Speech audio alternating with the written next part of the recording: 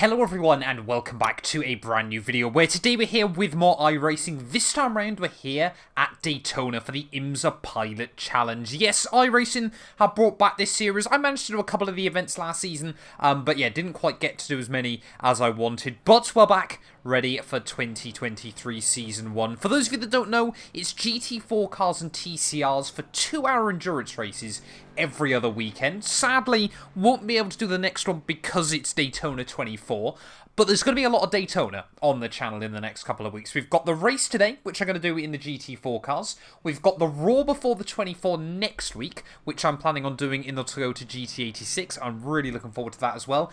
And then, of course, the full Daytona 24 the weekend after that. And not long after that as well, the Daytona 500. So I'm going to be putting in a lot of hours around Daytona over the next few weeks. But, you know, if that sounds good to you, please do make sure you get yourselves subscribed as well. And, yeah, let's get into this then. Qualifying from Daytona International.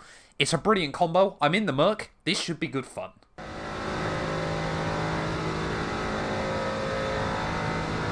P13, that was 153.9.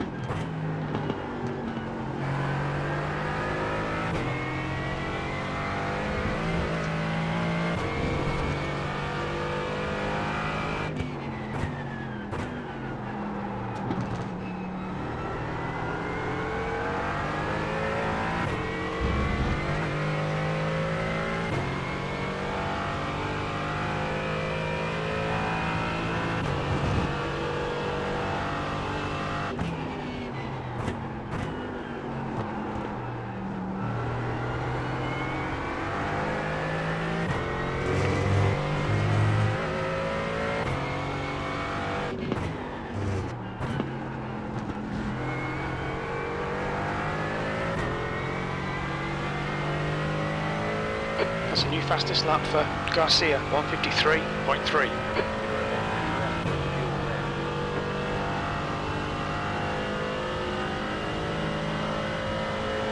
The leader has just done a 152.6. The guy in front has just done a 153.9. The guy behind has just done a 206.6. Not the best run out of the final corner, but we'll try and carry as much speed as we possibly can through the banking once more. I wanted to try and get down into the 52s, but I think we're going to be on a 53.0 there or thereabouts, so still should keep us quite high up the order. Shouldn't have clipped the apron out of the final turn, but up towards the start-finish line then, yeah, it is pretty much going to be about P4, P5 then. I think if my maths hasn't failed me.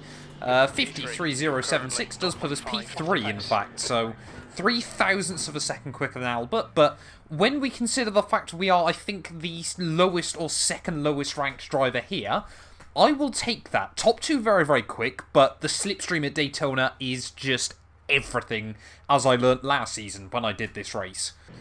Right, well, the Mercedes definitely seems like the car to have. A lot of us up towards the front of the field, but Pole is actually in a Porsche, so that is quite impressive.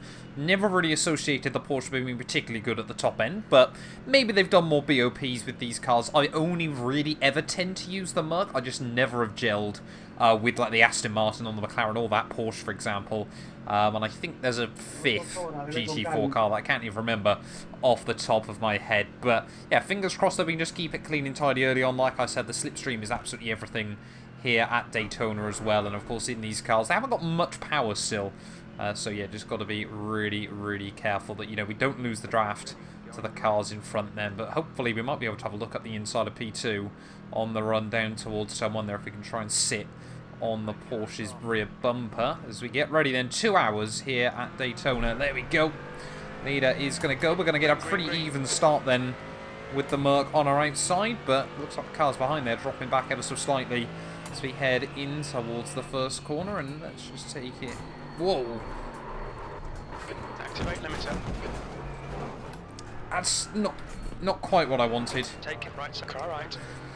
Right side's clear. Well done, Matt. Alright. We've got a black flag. Right, black flag. We'll need to pit car. Oh, it's going to be... Right side. That's going to be a long afternoon, but car doesn't feel too badly damaged. We've got a stop-go for 26 seconds. Just slightly lock the cold rears down at turn 1. So yeah, we'll box probably at the end of this one. And obviously, like I said, I mean, it's 2 hours. There's certainly a lot of time to get on with it. But I cannot believe, oh, lap 1. Lap 1, we managed to do that. It's such a common thing to do at Daytona. But yeah, just had no confidence in towards that first corner. And luckily, yeah, the GT4 cars are built quite tough. So, you know, you can get away with knocks like that. Of course, we'll have a look at what the rear wing's like when we peel into the pit lane. But stop-go 26-second exit, a closed pit lane exit. I didn't even realise you could get closed pit lane exits, to be honest, in the road racing on iRacing. I know it's a thing, obviously, on the ovals, but that's quite impressive. That's one of my worst starts I think I've managed on the sim. But I guess we've just got to try and keep going then, as sat behind this Aston Martin as we head through the bus stop.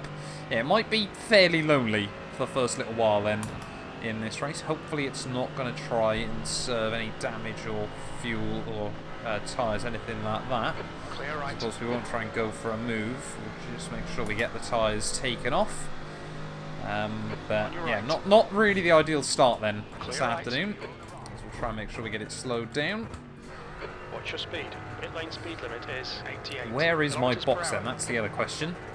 But yeah, I mean, we are going to be right at the back of the field then. And like I said, hopefully he's just going to serve the penalty and not deal with anything else. But it's a long old race, so we've just still got to try and get back into the swing of things. As there we go, serving penalty. So looks like we didn't pick up any damage then somehow from that incident, unless there was a fast repair that now I've used.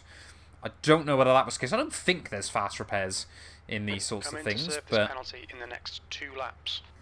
What does crew chief believe I'm doing currently then? I think is the real question. But I mean, there's still cars going round, so let's just get ready then to get going once more here from Daytona. I mean, yeah, we're not too far back either. Let's make sure we head out of the pit lane all nice and tidy. But we're going to be a little way back, but nothing that can't be recovered later on. Bonnet's still straight as well. Well, that's even worse, I'd argue. But again, we should be okay. Let's just get our head down and focus. We've got 20 seconds up to the car in front. We'll see what we can do. As there's definitely going to be more incidents early on as cars collect each other. Looking at it though, top speed still feels pretty comparable, so don't think again that we've done any major damage to the car. We're still got to try and actually get turn 1 done correctly at some point early on in this race. But yeah, gap already to the car in front. He's just coming down a little bit, but yeah, like I said, I'm gonna probably keep saying it's a coping mechanism this afternoon, but it is a long old race. The track temperature is decreasing. It's now 27. There we go. Celsius. First retirement, I think second or third retirement even of the afternoon. So that's going to be the other thing, of course. How many freebies are you able to get from other cars making mistakes? As long as I don't do any more of my own. But yeah, like I said, we're taking upwards of a second out of Angel up in front. But just gotta. There we go. That's how you take turn 1, and immediately we'll find a little bit more time. Oh, someone exiting out of the pit lane. As I think it's the other thing we've got to remember. This is such a high SOF. Oh, tight SOF, not high. That of course everyone is pretty similarly paced as well. So we have got to be consistently quick. But now we might be able to get some slipstream off of Gorka in front. Might bring us a bit closer early on. Right, tucked up then in the slipstream of Gorka, you can see the delta rapidly climbing. Of course, it's going to frustrate me later on when we're on for a good lap and then I lose all the time right at the end of the lap. But this could be close to a 52 then very early, as we'll just make it very clear that we're going to the inside. Clear right. The inside will go. Just so I get it slowed down at turn 1 still, but 52.9. It's pretty competitive lap time, but not good enough for fastest. And now every lap, every single lap we do, unless we get into the slipstream of other cars now, it's just going to be watching the delta absolutely crumble as we head through the tri-oval. But as long as we're within 7/10 of our PB when we get to the line, we still should be taking time out of Angel in front. Nope, he's actually getting quicker and quicker there. So it seems to be everyone back into the slipstream. So you've just done a 153.2. keep trying to run wider on the way into turn 1, but it's still not working for me. But, I mean, that's still half a tenth faster. Half a tenth. Luckily, it's 60 laps. Hopefully more than, as long as I don't keep crashing. But, yeah, it is... Certainly, it might be a quiet one early on. I always find it quite fascinating as well, actually, when you go back to Daytona, that, you know, we did that qualifying run on next to no fuel. You can then run a full tank, and there's not really much pace difference in these GT4 cars. They don't actually drive that differently either. Got to brake slightly earlier into the braking zones, of course, because you're trying to slow down a lot more fuel, but more incidents going on there. Looks like Volker has lost even more time, so might be only a few more laps before we're back battling another car that's on the same lap as us.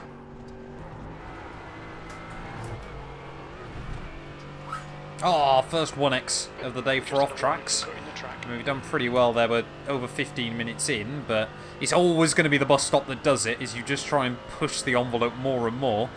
But first one of the day, how many of those are we going to get? Oh, that seems to be Volker gone. That was quite a nasty looking crash, to be honest, but yeah, I think that might be their afternoon ruined. It is quite easy just to unsettle the car through the kick there if you take a bit too much curb, especially, like I always say, lower powered cars on iRacing. That, I mean, this thing is probably right on the bottom limit of what you actually want traction control with. You know, like the Toyota's a perfect example of a car with not enough power that's still got traction control that kind of ruins its own driving experience there, because I can almost guarantee what he's done there is dip the inside wheel over the curb and or the outside wheel on the exit, and obviously just the power's been cut and he's just been sent into quite a lazy spin that you just cannot control. But it means we've gained a place. We're not gaining many still early, but you know, you've got to be there at the flag. That's the most important thing. So I'll just nick the grass out. That's going to scrub off some speed as we head round the banking. But it really does look like pretty much everyone up the road is still fairly bunched up. I mean, lead across the line at 18:59.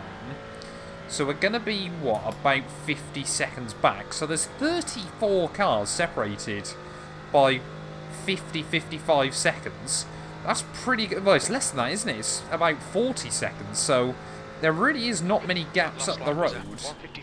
I think it is just a case of latching onto the train again and hoping that we never let go. Yep, Volker has then called it a day. Clearly that Aston Martin, I think, had suffered quite a lot of damage. But yeah, the gap to Piotr now is starting to come down. So we are slowly bringing the gaps in. But like I said, I think there's probably about 4 or 5 of them that are in their own little train, and then really I'm guessing from there upwards it's quite a feisty battle still. But I mean, yeah, our lap times, obviously they're all helping each other with slipstream, things like that, so our lap times are still slowly dropping back slightly from the front runners. But, you know, I think there's definitely still the potential to recover back to sort of midfield, at the very least. That's half fuel. You've used half your fuel. Right, okay, half fuel then used in 24 minutes, so yeah, it's going to be it's going to be 2 pit stops, but obviously 3 stints. But I think the last stint is normally only about 2/3. I've got to slow down, so I'll try and keep outside turn 1. I don't know whether there is. I don't know whether it's worth doing tyres either. Obviously, I know now in the GT3 cars you can change the tyres whilst the fuel's going in. I don't know if it's the case for the GT4s. So we might just. I mean, Daytona, you don't really shred the tyres particularly. That one I feel like was a bit more on the edge between a 1x and not being one. But we're up to 7 already then, only 17 before you get a penalty. But hopefully this can still be quite a good race for SR, of course, because it is so long. We are still losing drivers occasionally as well, so back up to P33, it might be about to be P32. Ferrara is getting closer. The gap's now 15 seconds. Oh, I'm at P29? We must have clearly had quite a few issues then that lap. Didn't certainly see anything going on around me, but we're inside the top 30 once more then. It's like buses, you don't gain any places for ages and then suddenly you gain 4 in one go. A bit weird, but we are still definitely closing in on Peter, so let's try and just get there. So you can still see cars winding their way through the infield. We want to be back up racing with them soon. big snap of oversteer there, as I was hoping we were going to be in the slipstream of Peter, but seemingly just having a few connection issues. Please don't say I'm going to get booted out. No, there we go. 1.4 now behind Peter, and yeah, the gap to those other cars, you know, Vincent, Angel, everything like that, are still coming down. So hopefully we might be able to get a good lap in once we've got the slipstream back.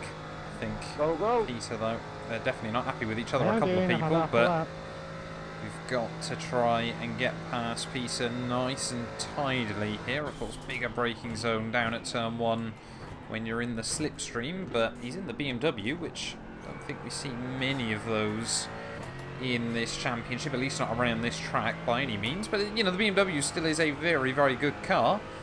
So we'll have a look at the inside.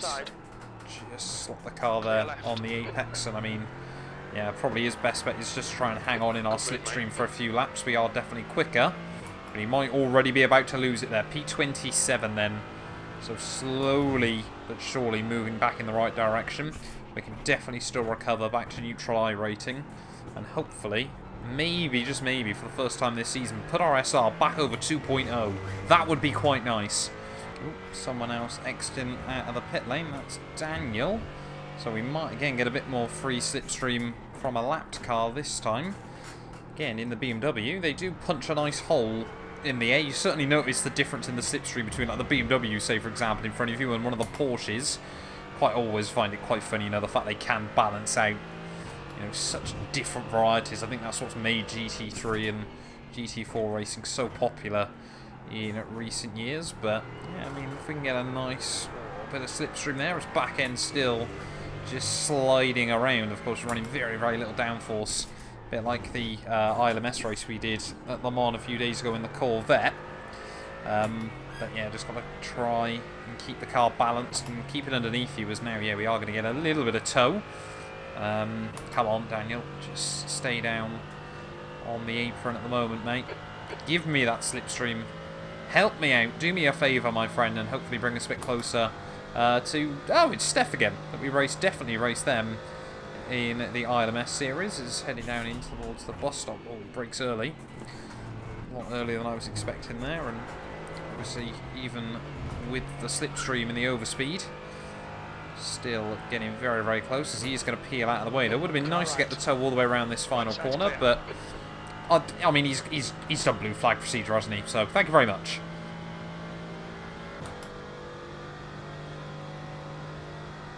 Oh, as we've already got cars peeling into the pit then. I think that is, yep, Stephanie as well, or Stefan even, I should say, into the pit lane. That lap was at so 153.3. maybe already seeing some differing strategies coming into play, but we've just got to try and keep it honest. You've got 10 minutes of fuel remaining. Okay, 10 minutes left then in the tank. So yeah, we're going to get just shy of 50 minutes out of the car, which isn't bad going. So that'll take us here to about an hour 35 so, after 2 stints there or thereabouts, trying to do the quick maths in my head. So yeah, it's going to be about 2 2/3 in terms of fuel, but still taking time out of the cars in front. But I mean, it has been quite funny, the fact we've literally spent 40 minutes effectively trying to get back to square one, but we are picking up spots from other cars having issues. And of course, what you do tend to find as well is, as battles kind of do hang on for quite a while around here because of how, whoa, steady on, for how strong the slipstream is, that people then can get impatient with each other, and that's when accidents start to happen. But yeah, we're just still trying to slowly but surely, of course, that's the other problem, where battles can also last quite a while. There's also, because of all the straights, you know, probably upwards of 80% of Daytona road courses at full throttle. There's also not many places you can gain a lot of time either when you're by yourself. That's brought us up to 10x. Not happy. Not happy with myself though. We're still just trying to push the limit on the exit. But what I'm probably going to do is bolt on a fresh set of tyres when we box this time around. Of course, if it takes less time than the fuel, then we'll just do it again on our final stint. But if not, then we can have a look at what the tyre wear is like from this first stint, and then decide whether we're going to need a third set of tyres anyway. It's not bad, but it definitely is sliding around a little bit. Well, it looks like then we could be about to have a bit of a battle with our old friend Steph. Like I said, definitely raced them in the ILMS series just a few days ago. Of course, neither of us were particularly competitive, but we had a decent kind of backwards and forwards between us. There wasn't much on-track battling, but we sort of did alright. You know, we both made it to the flag. That was the most important thing, and I think due to others' issues, we both actually gained some iRating as well from that one, which did make me chuckle. But heading out of the final quarter then, this is actually going to be a new PB as well, which is quite nice. So we've got more cars into the pit lane then. It reckons we're going to be agonisingly close. Got 3 laps left of fuel, but we are going to look to the inside. Steph's not really going to fight it. We are going to run a bit too deep on the way in there, just about get it back halfway towards the apex, but 52.7 then that time. It's pretty decent. Of course, like I said, helped always by the slipstream, but not bad. As more and more people are getting upset up the road, so maybe, you know, that sort of impatience starts coming in. The cars start going for moves, you know, down towards like the bus stop and things like that. It all just brings you a bit close together. As next up, Vincent, about 5 seconds clear, and then another big old gap. We're going to be agonisingly close to being able to get 1 extra lap out of the fuel, but it is what it is. We are going to box peel in at the end of this one. So yeah, it's about 46 minutes a stint. So we're going to need about, yeah, 2/3 of a tank on the final run, so 14 gallons will probably see us safely back. But yeah, heading into the pit lane we go then. Of course, we want to try and leave as little on pit entry as we can. Make sure we just leave it in second gear though as we rumble down the pit lane. But yeah, of course, you know, some people will have tried to fuel save early on. I know that's what I did in the last race I did in this car track combo. Just tried to make sure that we save fuel, and then that's how we were able to jump the car that we were battling with. But will the tyres then go on quicker than the fuel? That's the real question. Of course, like I said, you know, if it is, then we don't need to worry about not putting fresh tyres on ready for the final stint, although we might lose a little bit of time then. It would appear that the answer might... It's going to be close, actually, I think. You could just feel a little bit of force feedback as they put fresh rubber on each corner. But, yeah, heading... Well, hopefully about to be heading back out the pit lane. Of course, Daytona as well. One of the only tracks I know on iRacing where the pit lane... Obviously, you think it's just out of the final turn, but it's not. Sorry, out of the pit lane. It's obviously you've got to get all the way back round. But tyres go on quicker than fuel, so that's good to know as we head back out of the pit lane. So, yeah, we can probably afford to leave it as tyres and fuel again on the final stint. Don't hit the pit exit wall this time, Matt. Prove that you can make it through there. There we go, that's quite good. As we head back out into the circuit. Then we've got fresh rubber to go with. We've come out right behind Luis, so not too sure where they were. But Andre, 5 seconds in front. That is the next car we've got to close in on. Let's just keep going. Whoa. Come on. I'd like a bit of front end grip, please. Well, I think most cars now have gone through the pit lane, so we're back in P24 then. Only minus 19 iRating if we were to finish here, but closing in on the 1 hour mark. We can still see, of course, plenty of cars winding their way around the oval. Again, that's one of the other cool things about Daytona. You know, you can see a lot of the track from a lot of the track. So, you know, we're just kind of, you know, it helps psychologically sometimes. In fact, you can visibly see the gap coming down each time. You know, looking at a number on the corner of your screen's one thing, but sort of actually visually seeing that car, you know, being 30 feet closer, if you will, does make a bit of a difference around tracks like this, but just got to keep at it. Next up is Constantine, who's less now than 5 seconds up the road, but Luis as well, who's a lap down, still looking pretty quick. If we can get into the slipstream, that could be very useful. Might be able to drag us around for a bit. I think I've probably got a faster car right now, so it helps us both right way front. Definitely a bit of a battle going on then between Constantine and Andre a bit up the road, so hopefully this might help bring us even closer to the pair of them, as yep, now definitely tucked up behind Luis as well in the slipstream. Still sat on 11x at the moment, as yeah, we're pretty much now at the 1 hour mark, so it's still not a great average, but generally you tend to find you pick up more incidents, hopefully. I'm going to say this and jinx myself now, but generally in the first half, of course, as you try and settle in everything like that. You know, more mistakes tend to happen early in a race than later on. But yeah, taking a nice chunk of slipstream then. Get now to those two cars that are actually battling with less than 2 14th. seconds. Sector 2 and 3 times are good. Sector 1 is 0.5 off the pace. Apparently we're losing half a second in Sector 1. Do I believe, Crew Chief? I'm not so sure. It's a bit of an odd place to let me by, but thank you very much. Greatly appreciated. Normally like to run quite wide there, but as we just steady on through the horseshoe. Don't want to take too much grass there. We know what this car will do to upset it, but yeah, Luis there as well has kind of cost himself the slipstream, which seems like a bit of a weird choice, but hey-ho. Definitely Andre and Constantine having quite a feisty little battle. They go side by side in through the infield. Are we just going to... In the perfect world, we'd slip past them both quite quickly, but the perfect world is not the world we live in. In the perfect world, I wouldn't have binned it at turn 1 in this race.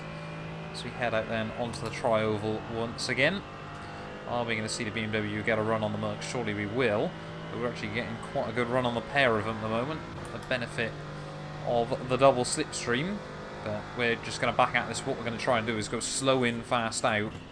As we head back out onto the oval once again. As you can see side by side on the way in between them. Can we try and get the car positioned on the exit? Yes, we absolutely can there. That's not been too shabby.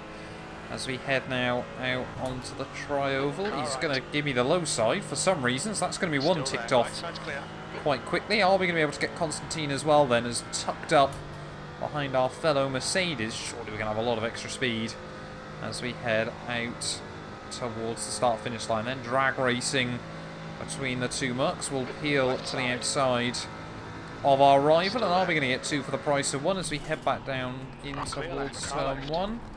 Very, very wide there. Actually collect 1 traffic cone. But of course you can get away with that around Daytona. You can run very, very wide through those first couple of turns, as we'll just hop over the curbing through the little chicane. That's what we thought about it, but he was nowhere near close enough to really try and commit a move there. And we have pulled off both overtakes then in one go. Hopefully now we can just leave them battling behind.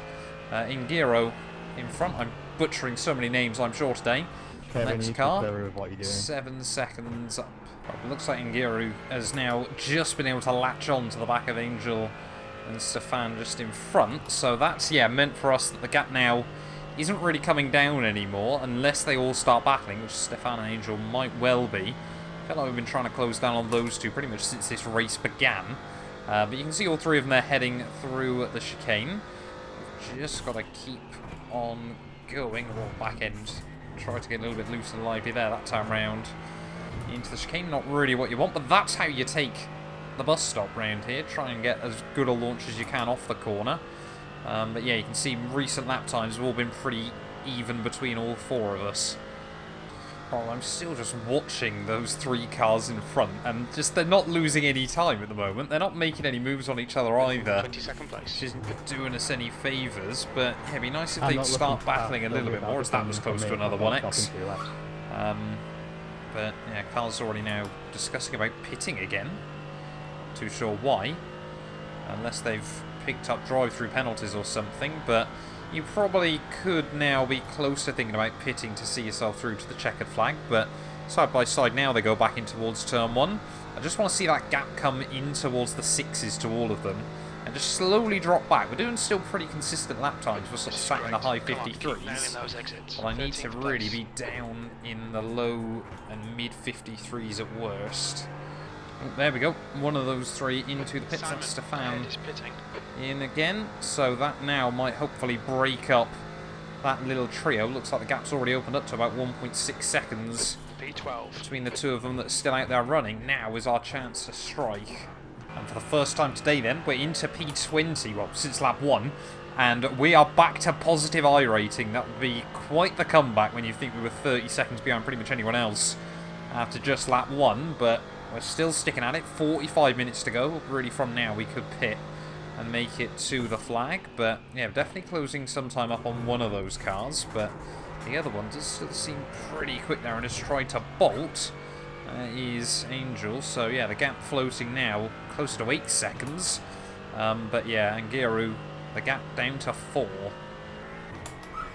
We really have had the bit between our teeth over the last few laps, and Angiru now the gap floating at 1 second. Even Angel gap laps come down to just floating around 6. So we've taken about 2 seconds out of them over the last few laps, but Angiru clearly desperate to try and break the tow as best as possible. But this could be a good opportunity again for another new personal best in this race, as long as we get a good run out of the bus stop. Again, it's another Mercedes, though they are definitely a popular choice in this series at the moment. Oh no, we just followed him slightly. That's going to be a 1x.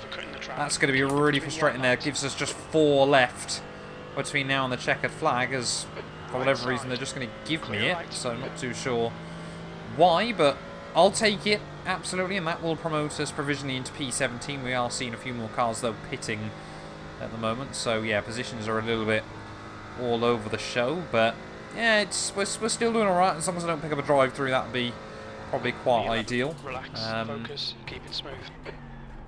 Crew chief, though, spot on. We just need to relax and focus here. There's less than 40 minutes to go then, but less than a VRS GT3 sprint race here from Daytona. Probably about another 22 laps, there or thereabouts. Right, well, it looks like Angel has actually closed up to Sam then, as we get in towards the last half an hour. Gap still floating around 6 seconds, but if they can start battling, that would be quite nice. As apparently I'm just not able to spot the braking point down at turn 1 anymore. At least we now know what the fastest lap of the day is, at 52.4, so, I mean, it's all about trying to be at the right place at the right time, but could be quite cool if we could still try and sneak that away. You know, you sort of think we lost probably just over a minute at the start of this race. It'd be nice, you know, when we have a look at the results roughly to sort of see, had things gone well, where the pace could have left us, but still got a long way to go. So there we go, Angel into the pit lane. We've only got 3 more laps worth of fuel. Didn't realise you could cut that extreme on the way into pit entry, to be honest. So we'll keep that in mind late on in the afternoon, but yeah, I mean, we're still obviously gaining a few places at the moment as other cars box, but we're going to lose a few towards the end of this race, as that's how you take the line through turn 1 there. Half a tenth found out of nowhere, but again, you just kind of lose it around the lap, just not quite getting things absolutely spot on. I mean, our best lap's pretty competitive, but there is definitely a bit more in it. Of course, if you get the perfect slipstream and all this, that and the other. We're running on fumes, mate. In this lap, box. Oh, 2 litres left. Just got a bit of a wobble as we head out of the bus stop again there. 14 out of 17x. It's really looking a bit touch and go at the moment with 25 minutes left on the clock, but we are going to peel into the pit lane at the end of this one. Unfortunately, we've just been closing up quite nicely on all of those other cars, but into the pit lane we'll go then. Just make sure again that we get it slowed down. There we go, pretty tidy on the way in, but yeah, second stint's been pretty good for the most part. I'll be intrigued to see actually where we re-emerge in this race, of course, because everything's a bit all over the show at the moment. But yeah, I've opted for just under 15 gallons of fuel, so that should see us nicely through to the end. I've also just done tyres again, because again, it's probably going to be quite tight this time round. You know, we might just have to sit there on the jacks for a few seconds as they put tyres on, but I sort of thought, even if it saves us 5-10 seconds, you know, later on in the race, due to just having fresher tyres, we may as well go for it at this point of the afternoon. But yeah, we are going to lose a little bit of time as we try and get all 4 tyres back on the car, but fuel, it actually reckons, is going to go a whole lot further. I'm not sure I believe that one necessarily, but my sort of ultimate goal today was not get lapped, and we might be a lap down very briefly there. I don't think the leader has boxed again, but as we head back out of the pit lane, yeah, we're actually going to be out with a few other cars as well then, by the looks of it. Don't hit that wall. Hit that wall, I suppose. So we head back out then of the pits. We're going to still be battling. Now it's Anguru again. Got the jump back on me then apparently. And Jan Philippe.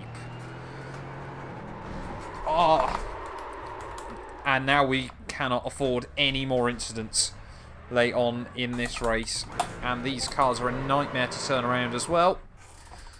This is just getting quite difficult right towards the end.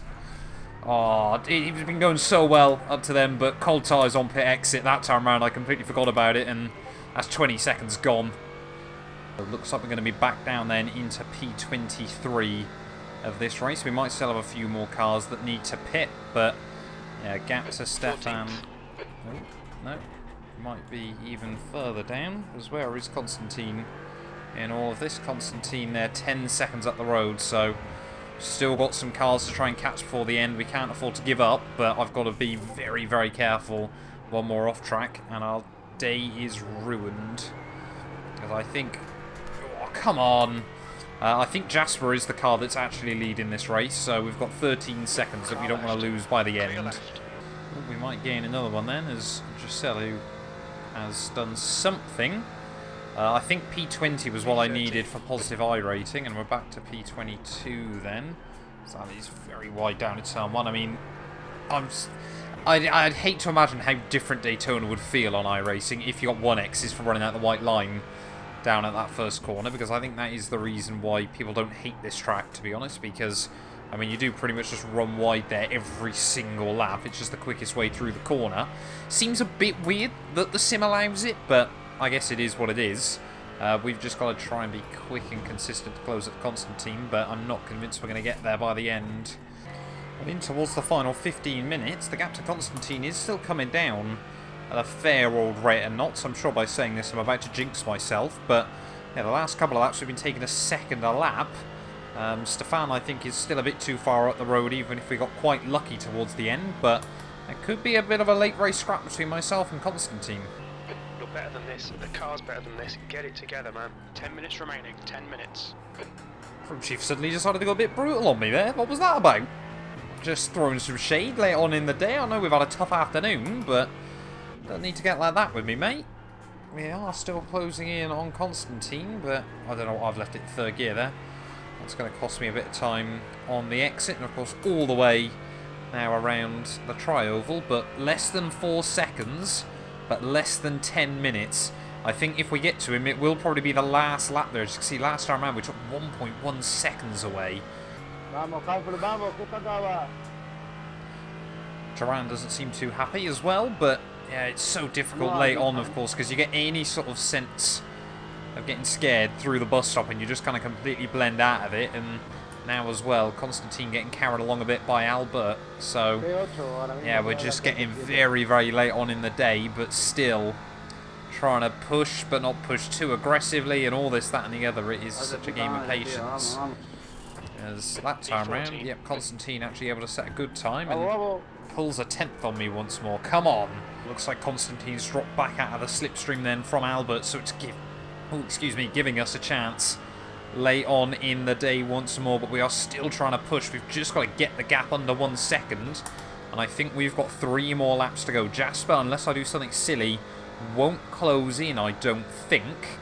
So we should be good, and we will remain on the lead lap despite everything that's gone wrong today. But Constantine, 2.5 seconds. This will hopefully come down to the wire. But I want to try and get... Oh, come on, P21. And it's just little moments like that. Half a second. That can make a big difference late on in the day. 2 more laps to go then here from Daytona. And the gap, despite how bad a lap this has been, is down to 2 seconds. We've just got to try and get within the 1 second zone and start using that slipstream. But let's ride on board then right the way through to the checkered flag. It's been a bit of a nightmare, I'll be honest, today. Definitely had the pace to be a lot higher up the order, but some critical mistakes early on.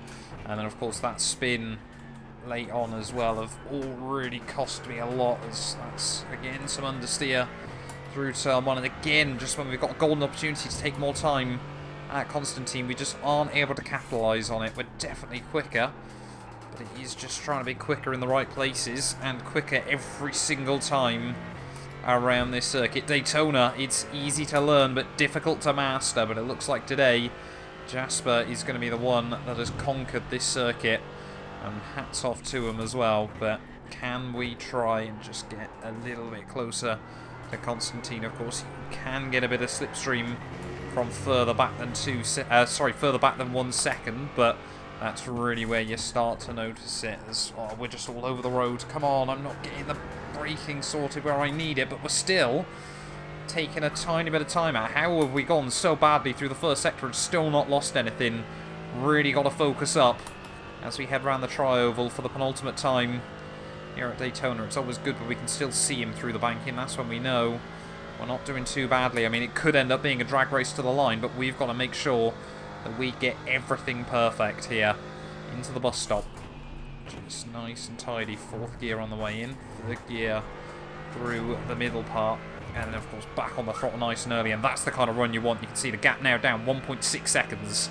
Thank you. As we head in towards the final lap. Perhaps he's on 16x as well and doesn't want to do anything stupid in towards the final lap of this race. But luckily, like I said, we are going to remain on the lead lap. That was one of my goals after the early incidents.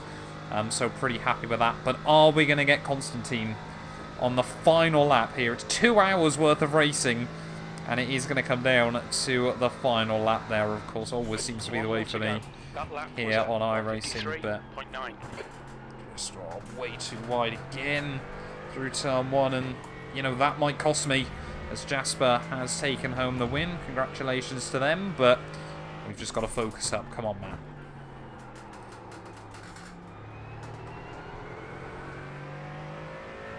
Let's see, again, another couple of tenths taken out of him, though. We might be within the slipstream range. 10 minutes of fuel remaining. Come on. We can do this, I believe. We get in that slipstream, we can make it happen.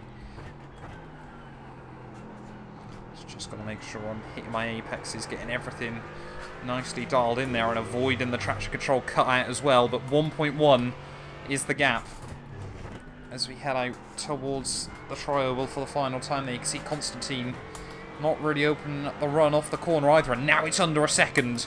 We are going to be within the slipstream range on this final lap, but are we going to get close enough? If we just head around the banking. Other people had a bit of chit chat, but we've got to try and get him here. I mean, this is now a battle for P20, so if we were to jump him, we could still gain iRacing here. Come on, we've got to nail the bus stop one last time. Lord is leading the race. So we head through nice and tidy.